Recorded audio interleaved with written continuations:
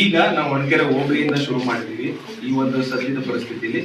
ಇನ್ನು ಮುಂದಿನ ದಿನಗಳಲ್ಲಿ ಲಯನ್ಸ್ ಕ್ಲಬ್ ಅಲ್ಲಿ ಇದೇ ರೀತಿ ಎಲ್ಲರೂ ನಾವೆಲ್ಲ ಒಗ್ಗೂಟಾಗಿ ಏನಾದ್ರೂ ಮುಂದಕ್ಕೆ ನಮಗೂ ಶಕ್ತಿ ಬಂದಂಗೆ ಒಂದೊಂದೇ ಹೋಬಳಿ, ಬೇರೆ ಹೋಬಳಿಗಳು, ಅಕ್ಕಪಕ್ಕ ಹೋಬಳಿಗಳಲ್ಲೆಲ್ಲ ಮಾಡ್ಬೇಕು ಅನ್ನೋ ಒಂದು ಆಲೋಚನೆ ಇದೆ. ಸೊ ಇದೇ ರೀತಿ ನಿಮ್ಮಂತ ಮಕ್ಕಳುಗಳು ನಮ್ಮ ಬಗ್ಗೆ ನಮ್ಗೆ ಒಳ್ಳೇದಾಗ್ಲಿ. ನೀವೆಲ್ಲ ದೇವರ ರೂಪ ಅಂತ ಹೇಳ್ತಾರೆ, ಗೊತ್ತಿದೆ ಅಲ್ವಾ ಎಲ್ಲರಿಗೂ? ಹೌದಾ, ಗೊತ್ತಿದ್ಯಾ? Very good. ಹಂಗಾರೆ ನಿಮ್ನೆ ಪೂಜೆ ಮಾಡ್ಬೋದಲ್ವಾ ನಾವು? ಆಯ್ತು, ಪೂಜೆ ಮಾಡೋದಲ್ಲ, ಒಟ್ಟಲ್ಲಿ ಮನಸ್ಸಲ್ಲಿ ಮಕ್ಕಳೇ ದೇವರು ಅಂತ ಹೇಳ್ತಾರೆ. ಈಗ ನಿಮ್ಮ ಟೀಚರ್ ಸಾಹೇಬ್ರು ಹೇಳೋದು ಅದನ್ನೇ.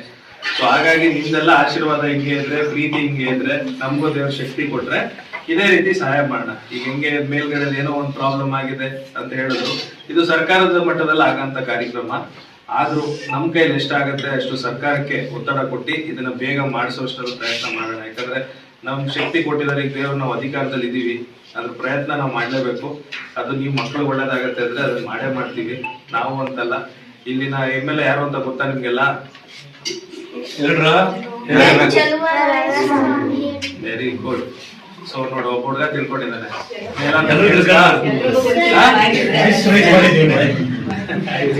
ಸೊ ಅವರಿಗೆ ಸ್ಥಳೀಯವಾಗಿ MLA ಆಗಿದ್ದಾರೆ, ಮತ್ತೆ ಕೃಷಿ ಮಂತ್ರಿ ಆಗಿದ್ದಾರೆ ಅಲ್ವಾ ಮಂಡ್ಯ ಜಿಲ್ಲೆಗೆ. ಸೊ ಹಾಗಾಗಿ ಅವ್ರ ಕಡೆಯಿಂದ ಏನಾಗುತ್ತೆ ಪ್ರಯತ್ನ ಮಾಡಿಸಿ ಸರ್ಕಾರದ ಮೇಲೆ ಇದು ಮಾಡಿ ಈ ಶಾಲೆಗೆ ಏನ್ ಅನುದಾನ ತರಬಹುದು ತರ ಪ್ರಯತ್ನ ಮಾಡೋಣ.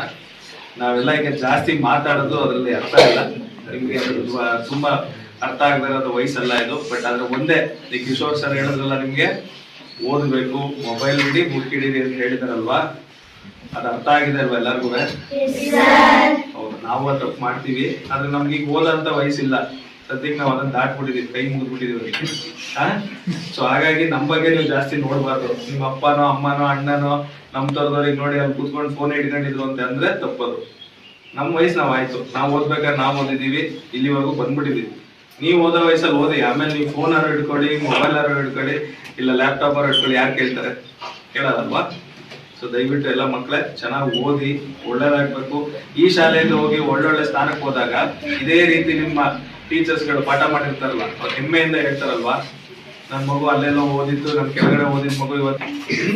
ಸೊ ಎಲ್ಲಾ ಮಕ್ಕಳು ನೀವು ಎಲ್ಲಾರು ಒಂದೇ ರೀತಿ ಅಲ್ಲ. ಕಿಶೋರ್ ಮಾಸ್ಟರ್ ಹೇಳಿದ್ರು, ಆಟದಲ್ಲಾರು ಇಲ್ಲ ಫಸ್ಟ್ ಆಗ್ಬೇಕು. ಓದಕ್ಕೆ ನನ್ಗೆ ಅಷ್ಟೊಂದು ಆಸಕ್ತಿ ಇಲ್ಲ ಅಂತ ಆಟದಲ್ಲಾರು ನಾನು ಪ್ರಯತ್ನ ಮಾಡ್ಬೇಕು. ಆತರ ನೀವೇ ನಿಮ್ಗೆ ಏನ್ ಇಂಟ್ರೆಸ್ಟ್ ಇದೆ ಅದನ್ನ ಚೂಸ್ ಮಾಡ್ಕೊಂಡು ಕಷ್ಟಪಟ್ಟು ಎಲ್ಲರೂ ಓದಿ ಒಳ್ಳೇದಾಗ್ಲಿ ನಿಮ್ಗೆಲ್ಲ.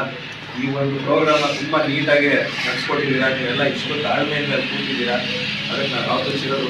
ಮತ್ತೆ ಎಲ್ಲರೂ ಹೇಳ್ದಂಗೆ ಹೊಟ್ಟೆ ತುಂಬುದ್ರೆ ಮುಂದಕ್ಕೆ ಜೀವನ ನಡೀತದೆ. ಸೊ ಒಳ್ಳೆ ಊಟ ಹಾಕ್ಸಿದ್ದಾರೆ ಪ್ರತಿ ಸತಿ. ಇದು 2ನೇ ಬಾರಿ ನಾನು ಕಿಶೋರ್ ಮಾಸ್ಟರ್ ಜೊತೆ ಊಟ ಮಾಡ್ತಾ ಇರೋದು ಸರ್ಕಾರಿ ಶಾಲೆಯಲ್ಲಿ. ಬೇರೆ ಬೇರೆ ರೀತಿ ಭಿನ್ನ ಅಭಿಪ್ರಾಯಗಳು ಕೇಳಿದ್ವಿ. ಸರ್ಕಾರಿ ಶಾಲೆಗಳಲ್ಲಿ ಊಟ ಎಷ್ಟು ಚೆನ್ನಾಗಿರಲ್ಲ ಅಂತ ಗೊತ್ತಿಲ್ಲ ನನಗೆ, ಭಾರಿ ರುಚಿಯಾಗಿತ್ತು. ಇದು 2ನೇ ಸತಿ ತಿಂತಾ ಇರೋದು. ಮೋಸ್ಟ್ ಆಗಿರೋ ಮನೆಗಳಲ್ಲೂ ಇಷ್ಟೊಂದು ನೀಟಾಗಿ ಈ ತರ ಸೊಪ್ಪಿನ ಸಾರು ಇವತ್ತಿನ ಇದ್ರಲ್ಲಿ ಮಾಡಕ್ ಕಷ್ಟ ಆಗ್ತಾ ಇದೆ. ಮುಂಚೆ ಆದ್ರೆ ಈಗ ನಮ್ಮ ಅಜ್ಜಿದಿರೋ ನಮ್ಮ ತಾಯಿದಿರೋ ನಿಂತ್ಕೊಂಡು ಮಾಡ್ಬೇಕಾದ್ರೆ ಆಗಿತ್ತು. ಈಗ ಮನೇಲಿ ಬೇರೆಯವ್ರು ಅಡಿಗೆಯವರೆಲ್ಲ ಮಾಡಿದ್ರೆ ಈ ರುಚಿ ಸಿಗ್ತಾ ಇಲ್ಲ ನಮ್ಗೆ. ಹಾಗಾಗಿ ಇವತ್ತು ಒಳ್ಳೆ ರುಚಿಯಾಗಿದ್ದು ಊಟನೂ ಕೊಡ್ಸಿದ್ದೀರಾ ಎಲ್ರೂ.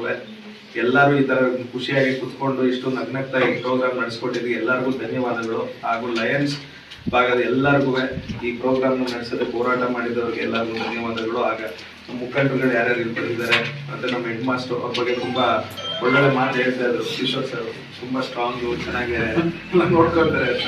ಸೊ ಹಾಗೆ ನಿಮ್ಗೂ ಏನಾದ್ರು ಸ್ಟ್ರಾಂಗ್ ಆಗಿ ಎದುರಿಸ್ತಾರ?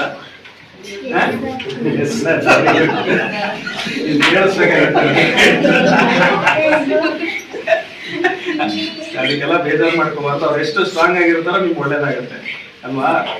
ಹಂಗ ಅನ್ಬಿಟ್ಟು ಅವ್ರೇನ್ ನಿಮ್ಗೆ ಕೆಟ್ಟದ ಕೇಳಲ್ಲ ಅಲ್ವಮ್ಮ, ಒಳ್ಳೇದೇ ಕೇಳೋದಿಲ್ಲ. ನಿಮ್ಗೆ ಓದ್ಲಿ ಚೆನ್ನಾಗಿರ್ಲಿ ಅಂತ ಹೇಳ್ತಾರೆ. ಸುಮ್ಮನೆ ತಮಾಷೆ ಮಾಡಿದೆ. ಅವ್ರು ಯಾವತ್ತಿದ್ರು ನಿಮ್ಮ ಮಾಸ್ಟ್ರೆ ನಿಮ್ಗೆ ಒಳ್ಳೇದೇ ಹೇಳ್ಕೊಡೋದು. ಸುಮ್ಮನೆ ಗದ್ರಬೋದಷ್ಟೇ. ಅವರು ನಿಮ್ ತಂದೆ ತಾಯಿ ತರನೇ ಎಲ್ಲರೂ ನೋಡ್ಕೊಳ್ಳೋದು.